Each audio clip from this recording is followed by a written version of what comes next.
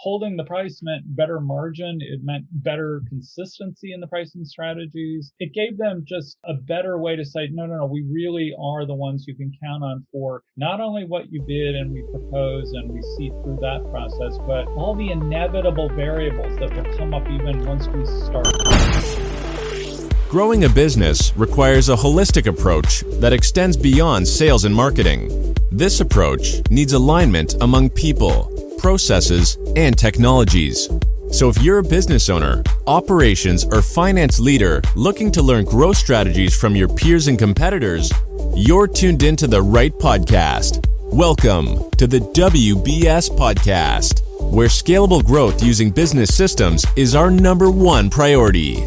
Now, here is your host, Sam Gupta.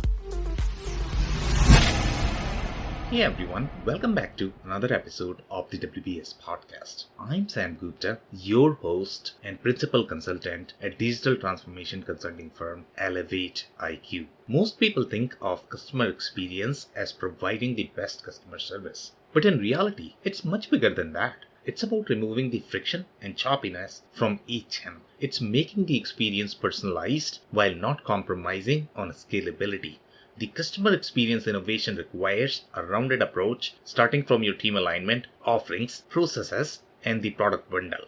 In today's episode, we have our guest, Kirk Thompson from Chief Outsiders, who discusses how team alignment may be necessary to align with your customer experience strategy. He also touches on removing the choppiness in the sales and operational cycle by systemizing the processes. Finally, he shares several stories where businesses had hit the wall in their growth journey and required a refined product and pricing model to grow. Let me introduce Kirk to you. Kirk Thompson is a 30-year marketer, having led marketing teams and growth strategies for retail and hospitality giants, winning branding and innovation awards across corporate roles and speaking at industry conferences and marketing organizations. Today, he is focused on building revenue performance, go-to-market and content strategies for professional services firms and distribution companies as part of Chief Outsiders, a national management consulting firm. Passionate about the customer experience, Kirk works with small and medium-sized businesses ready to accelerate growth to the next inflection point. With that, let's get to the conversation. Hey Kirk, welcome to the show. Hi, Sam. It's great to be here. Of course, my pleasure. Just to kick things off, do you want to start with your personal story and current focus? I would love to. I'd like to think of most of my career as having dealt with the major verbs of life. Eat, drink, design, shop, build, travel. I feel like short of a couple of those verbs, I dealt with most of the major things that I think people enjoy and are challenged by and just treat as part of their lifestyle. Different types of companies, a lot of corporate background, but I evolved several years ago into a consultant because I loved that whole problem-solving aspect that was part of taking a business and really driving it into a growth space.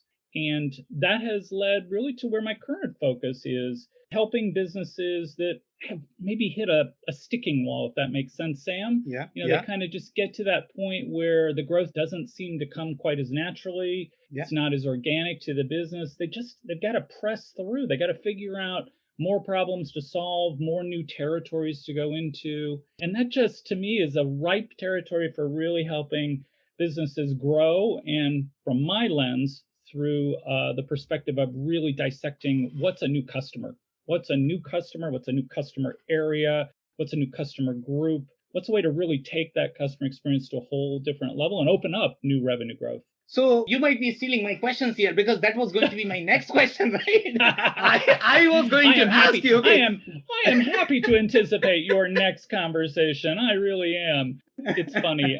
I think it's just a natural evolution, and I like the nature of telling my story, but kind of tilting it over towards where I think the most interesting business problems and business opportunities are. And that has been really through that lens of customer. It's just one of those things I've honed through all my career. And I find that as I am a consultant and I work with a wide array of businesses, so everything from construction and chemicals to retail to manufacturers to real estate to services, I find that as long as we come down to the common conversation about, hey, are you really getting as much out of your customers as you can? Are you focused on what your customers are going to need next? And where are the next sets of customers that fuel the next round of growth? Then typically that bridges into whatever that company's category is and helps them navigate through that inflection point they're in where they're trying to figure out how to double their growth or double their territory. Okay, amazing. So obviously my next question was going to be, what is your perspective on growth? And you probably answered that, right? Do you have anything else to add in that? We are looking to see what growth means to you. Sure. Growth to me, I think once upon a time I thought growth was purely around sales and revenue and great efficiencies and where's my bottom line. And those are certainly important metrics to me, but I like to think of growth much more through the lens of where's more customers, where's the next customer, where's the next customer opportunity. And sure, that starts from a marketing perspective. I'm a marketing guy by training and background, but to me, customers represent all the growth that if I were an operator, if I were a developer, if I were a manufacturer, if I were an entrepreneur, I would be searching for where are those customer groups that I can find, attract, attach, and ultimately really build a long-term relationship with. And to me, the growth factor in particular that I've seen clients and businesses that I've worked with bring to the table is that hard point that I think so many businesses have faced about a typical traditional customer relationship of attracting a new customer and selling them through and then post-sale service or follow-ups to it. Making that work in an online environment, an on-premise environment, a in-my-hand environment in terms of tablets and other sorts of tools, and of course, product specifications, product development. I feel like in the end, the work that I've done throughout all of this leads me back always to really being in touch with the customer to drive growth and then leading the customer because sometimes they don't know what they need next. Yeah. So let's talk about these different customer groups that you are talking about. And obviously, we are going to be talking a lot more about the customer experience because that's your focus.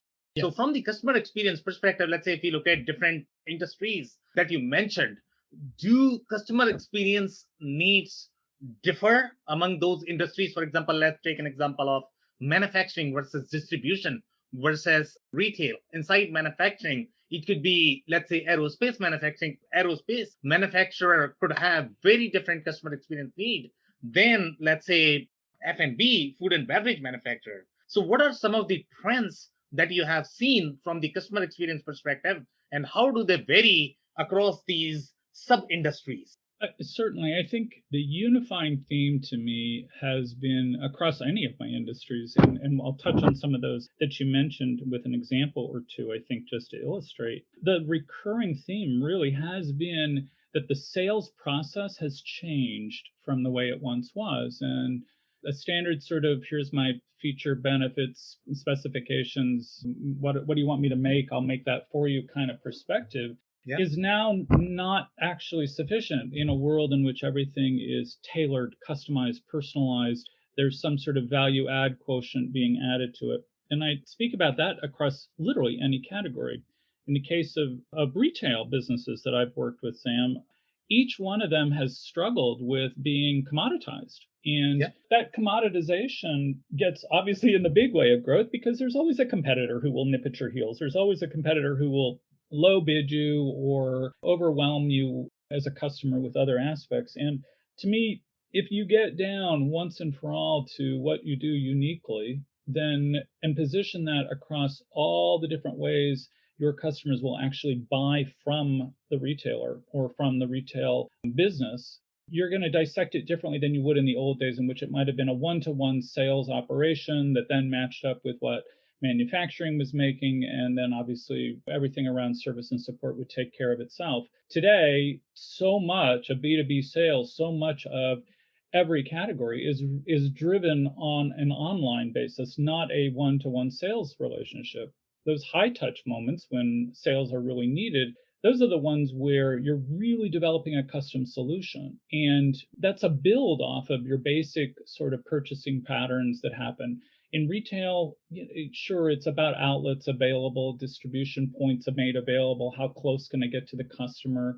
But at the end of the day, the customers or the clients that I've worked with in different retail phases, food and beverage or true shopping retail or real estate services, all of those really have recognized that to be in front of the customer and to put all the services and the touch points in their hands lets the customer control, lets the customer dictate more, lets the customer take advantage of all that you can bring in a solution, not just a variety of equipment or products.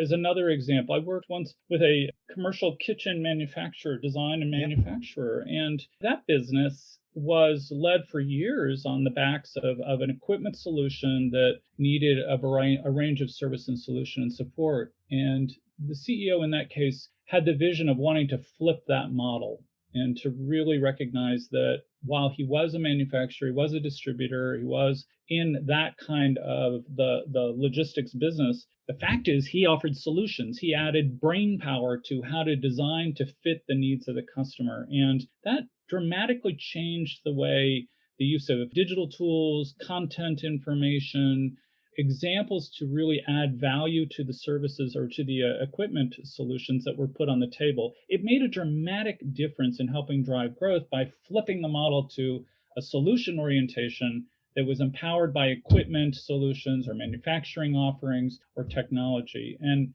that was a growth path that changed the way the sales cycle, the sales ladder went for that business and reapproached ultimately the go-to-market strategy as well. So interesting. I'm definitely interested in knowing more about this particular story, how they flipped the model, what changes they made. Because if you look at our landscape from the industrial manufacturing and distribution perspective, majority of our audience are probably selling very commoditized product, and that's how they feel. They typically are very sales driven. They don't really have a lot of marketing background, and then they don't even have the e-commerce capabilities. That's a very relatable problem, frankly, is that process of saying, I'm going to flip the model, right? I'm going to actually offer an idea and a solution that, oh, by the way, comes along with equipment or a manufactured product or a distribution model that supports your business. And in the case of the example I'm citing, the CEO rethought how to align account managers and product managers and to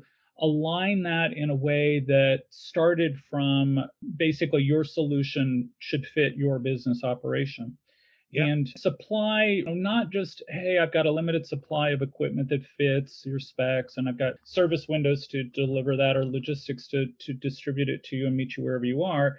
Those sort of are greens fees. What made the difference was sitting down with a customer to understand what that business's growth plan looked like and to fit a solution that was scalable. So not just manufacturing for the one location or for the one site in the case of a retail business, but to actually think about what are the next 10 going to look like? Are they clustered? Are they all in the same configurations from a design standpoint or from a requirement standpoint? And instead, designing it from listening to what do they want that business to be able to grow into? What's their next customer base look like? And then pausing and feeding all that information back to what a product solution set should look like versus just sort of working from what products do I have available and how that matches with it. Flipping that model made all the difference. And it didn't matter what categories we were talking about. It didn't even matter what types of restaurant or commercial kitchens or commercial food service enterprises he was serving. It was the hard pause of saying, what is your growth plan? And I'm going to fit that with a more tailored, a little higher touch selling process, but a more tailored solution of equipment, service, design, custom needs. So in this particular case, and obviously I'm very interested in this particular topic because this is right aligned with our target audience. And there are going to be a lot of manufacturers that are going to have, let's say, similar offerings. Either they are going to have very customized offerings and they are customized to an extent that they cannot be configurable, right? Because Correct. Each job that they are doing, probably each job is going to be different. So they need to have tons and tons of salespeople, and that process is probably not scalable. So I don't know if you had to do this in this particular example that you are citing, but let's say if you were the manufacturer who is doing, let's say, very highly engineered components, and each project or the job that you are doing at this point of time, and you had to make the process scalable. as soon as you introduce any time manual intervention, obviously the process is not going to be as scalable. So you have to bring some system components there in terms of making the process scalable. And even if you have the organizational process where you are bringing people, the process from the people perspective needs to be scalable as well. So let's say if you are in the highly engineered component business, where when you look from one job to the next, they are not probably similar, but you have to, number one, make it personable. You have to make it customizable, but you have to also make it scalable. Absolutely. So the interesting thing for me is I'm going to flip to a different example for you. Okay. So in the case of a chemicals manufacturer, for instance, and chemicals distributor, that line of business is very specific to standards and compliance and regulation and quality control. There isn't a lot of variability, obviously, in those offerings, right? They are very fixed. And I think that's comparable to what you're describing as the situation that many might face about, look, I've got a pretty locked in product design or product manufacturing process, and putting that into a nice match for then what the solutions are for scalability purposes means I've got to actually figure out a way to package together what the right things are that come together. So in the case of the chemicals manufacturer, for instance, most of their end user conversations, which is where most of this always begins, Sam, is with an end user conversation. Describe to me what the end user is going to face or find helpful about this, or it's going to speed up the overall production capabilities. Describe what the end user case is going to be like. That means I can actually take a little bit of work and create that set of packaged solutions that come together in a product, some solution after that, some digital or electronic support to it, system support to it, something that makes the process work smoother for that end user case that they're going to face. For the chemical client I'm describing, for instance, there was a hard pause on categories of end users and understanding where those categories existed, and then taking a little bit of work, manpower hours, to create what likely were the 80-20 kind of rules of what solutions would they likely add in beyond the obvious purchase of this line of product. You know, what other equipment would they need to support that? What other equipment would they need to finish it? And then obviously transport onwards to the ultimate customer, the ultimate manufacturer in this equation. And then stopping one more step and going through content and information that supports that. The only way that we talked about for them to grow the business beyond just sheer numbers at top of the funnel prospects for their chemical lines was to design the solutions in such a way as to say, we're going to help you with your end users. And here are half a dozen of the key ways that we can do that beyond just the one product that might have brought you here to begin with. There's always sort of a lead product, and then there's the next ancillary products that go beyond that really round it out for the end user. And the chemicals industry, for instance, starts with one key product, of course, but it is always supported and extended into other end user categories or other packaging forms or delivery forms. And that requires a more thoughtful approach up front that can be scaled, because that same set of questions is going to be asked across multiple customers. Okay, so this would be an example of where you did more of the, let's say, product line extension, right? I mean, see, product-based innovation where you had revenue coming from, let's say, one product, and now we have some supported products that are actually supplying more revenue, which is amazing, right? But the example that I had offered, that's slightly different. So in this particular case, this is going to be slightly more commoditized. Here, one product is not really different from the next. In my example, it was more of the highly engineered components. So for example, this is going to be an example of, let's say, a manufacturer of the parts, and they might be supplying to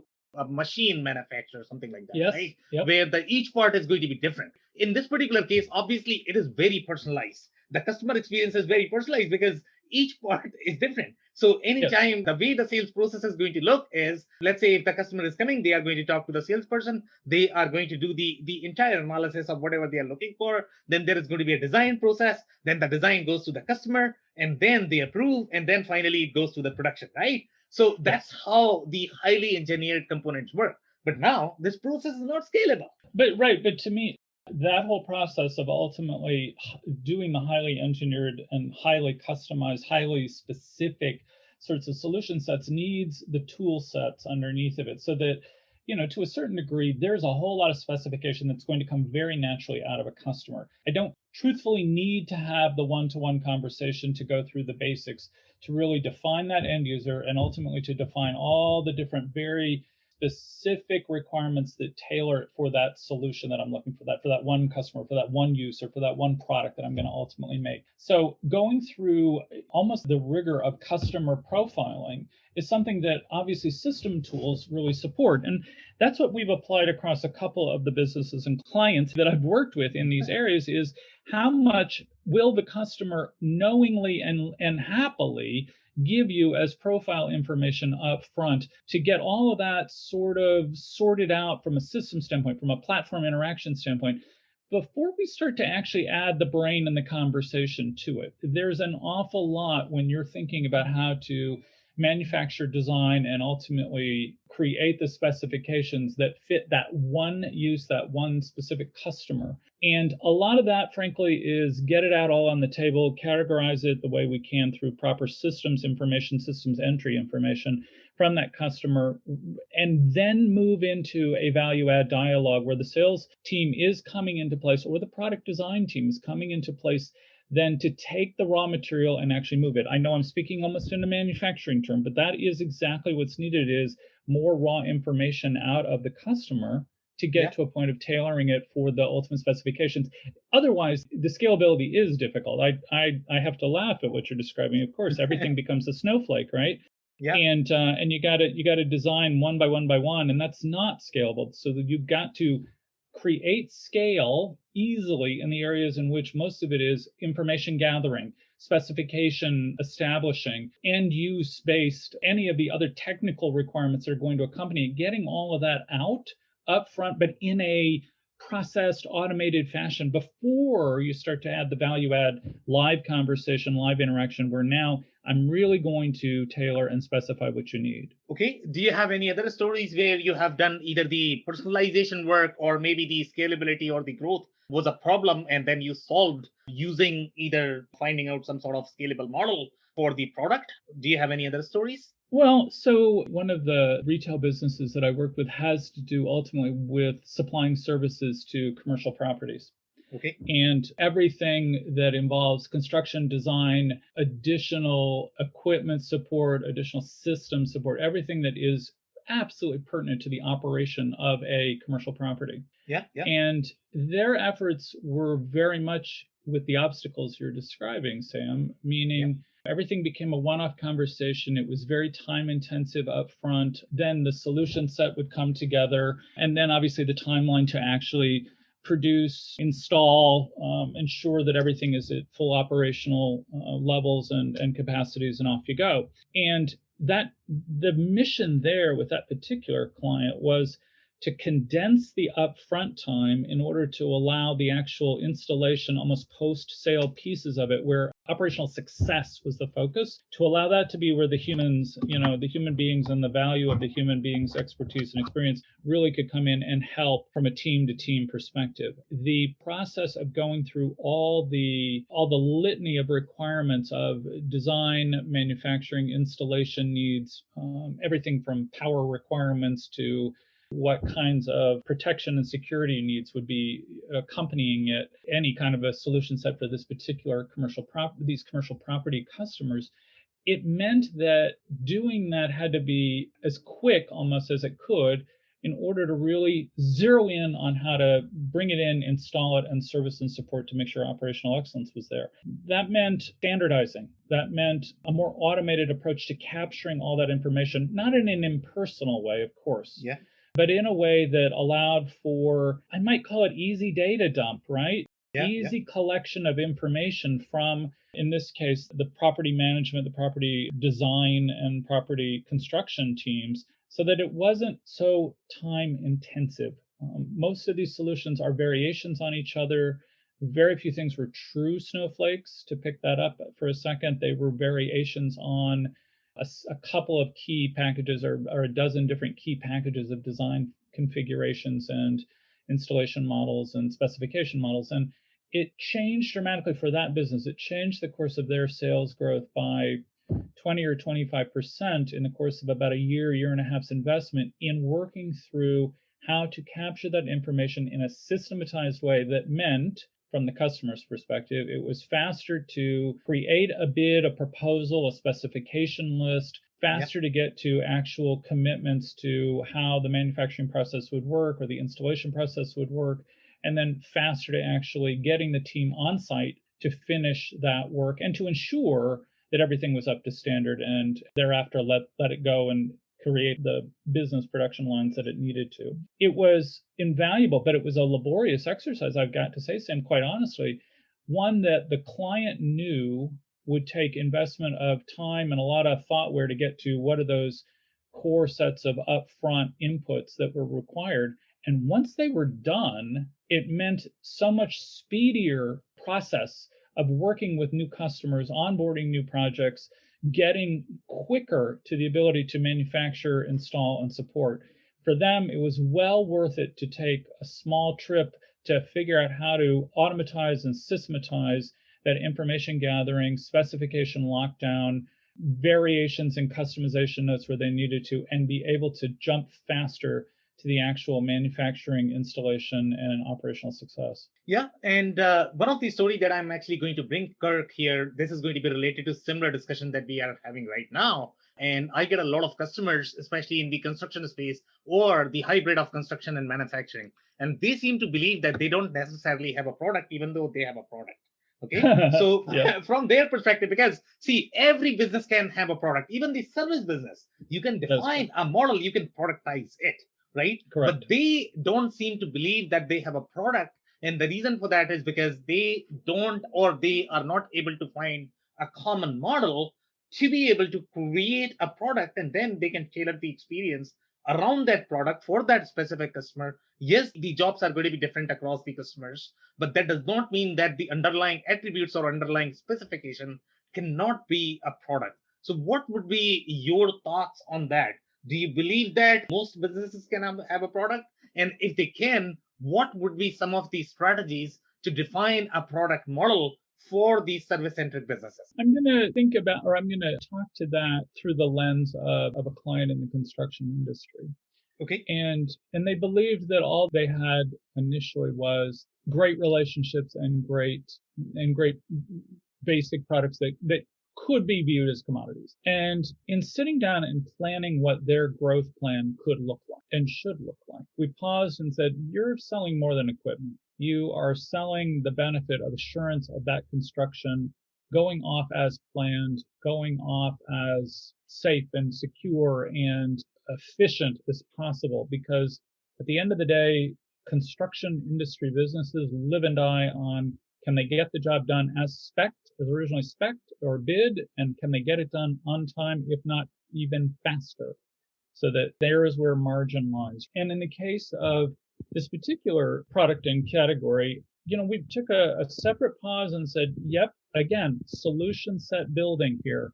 So are you selling just a bunch of equipment and construction equipment? No, you're actually selling the means by which that project gets done efficiently, on time, on budget. Those are important metrics when bidding and succeeding in that industry, where the margins can make such a difference with a day's delay, a second day's delay, a delivery that isn't there.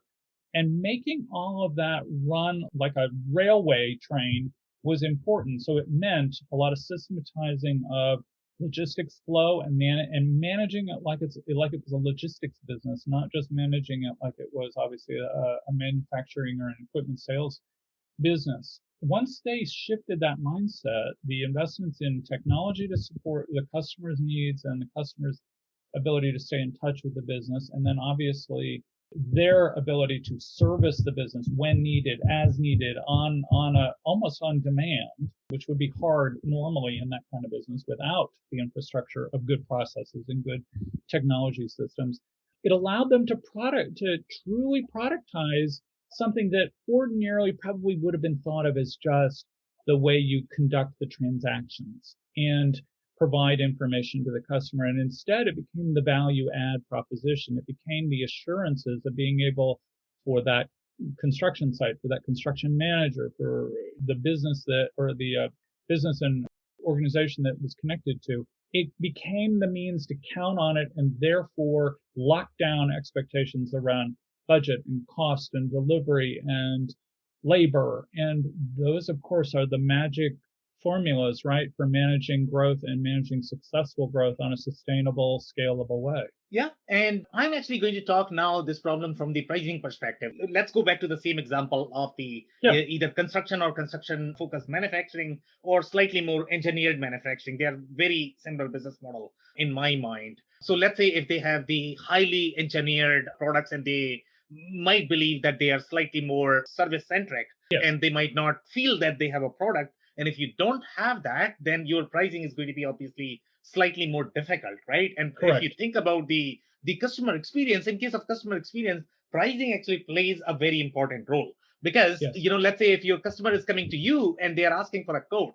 So let's say if you are slightly more service-centric business where you have to go every time and you have to, let's say, reconfigure your quote and you have to price it out and then you go back to your customer, let's say that process is going to take 2 days before you can get approval from your manager, before your feasibility team looks at it, right? So this whole churn is what I call could actually affect the customer experience because number one, it actually delays your sales cycle. And number two, it's actually going to not provide the kind of confidence that customers nowadays look for when they transact with a business, right? So if you productize this, then right? If you productize this, then there's going to be a lot more confidence because you have probably slightly more standard pricing and it's actually not going to delay your sales process. So one of the side benefits of what I just described for that construction business was getting rid of the choppiness in all that delivery process, hitting the site at the right time, logistics and distribution part of the business.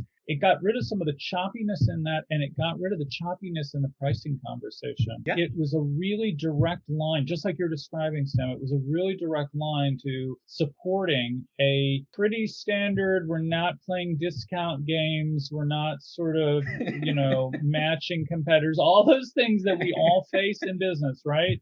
Well, when you can provide assurance, when you can truly say what you mean and mean what you say and deliver when you say, those things have value. And selling assurance and control to a business that often is not in full control and circumstances change, speed slows down and weather slows down and delivery slow down or labor gets sideways somehow or another, the more you can put in control in the hands of that user, the better off. And it meant that what was already a pricing strategy that was not built around, well, we'll beat our competitor, which many businesses are built on that pricing model. Yeah. They were not built on that pricing model, but it meant when they got through that good work of setting up better processes up front like that with their customers and clients, it meant that there was even greater support to the way the pricing strategy would hold. And there was less choppiness realized out of that. Prices held better, margins held better, but it also held better because as a business, they were managing the business tighter. They were managing it tighter for the benefit of the customer. They were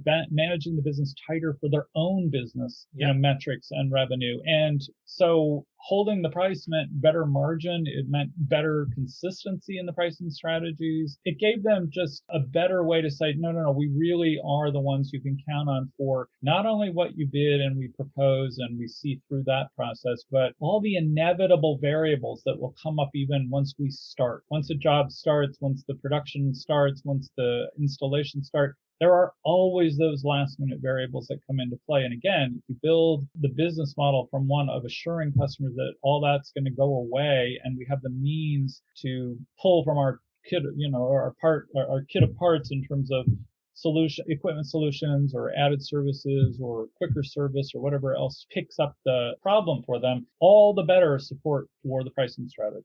Okay, amazing, Kirk. That's it for today. Do you have any last minute closing thoughts by any chance? The only thing I always want to come back to is if we just always start from not only, what problems are we really solving for the customer? And I don't mean just the product solution or the delivery solution, but if you really solve for problems like assurance, quality, safety, controllables, the moment you elevate that problem statement just for a split second typically it illuminates the way to people, processes, technologies, systems to speed up what you can and to allow the value add conversation to really add growth and add more attention to your relationship with the customers and help them grow their businesses. It's certainly the way I've approached any business, from one that is manufacturing and distribution oriented to one that is more tech and SaaS oriented to one that is retail and consumer facing. They all benefit from that hard work of just pausing and thinking through the customer experience and where we really add benefit and value to it,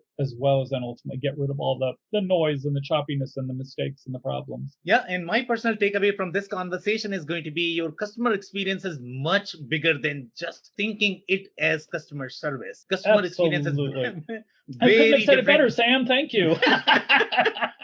But it absolutely is. That customer experience starts from the moment they even think about a need, or they think about a project, or they think about what they need to supply. And it goes all the way through ultimately to post-purchase, post-installation, post-production line, post-manufacturing. It goes to all the way down to that end. I find that growth comes when you think your way all the way through to that end point, because it helps you loop back to another purchase, helps you loop back to another project, as opposed to kind of just stopping with, I got the sale done and we're on to the next. Yeah, exactly. Couldn't agree more. Thank you so much for this powerful conversation. I totally enjoyed it, Kirk. Sam, it's been a ball. I love talking about growth. It's good. Absolutely. It's always fun.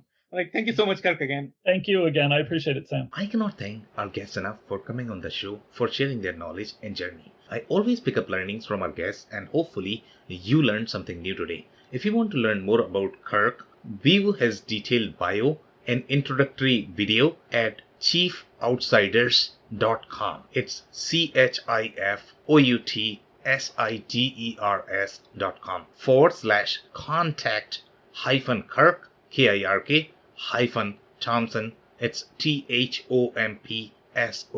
Links and more information will also be available in the show notes. If anything in this podcast resonated with you and your business, you might want to check other related episodes, including the interview with Mark Jaffe from Strategic Growth Consulting, who discusses how macroeconomic trends impact consumer behaviors.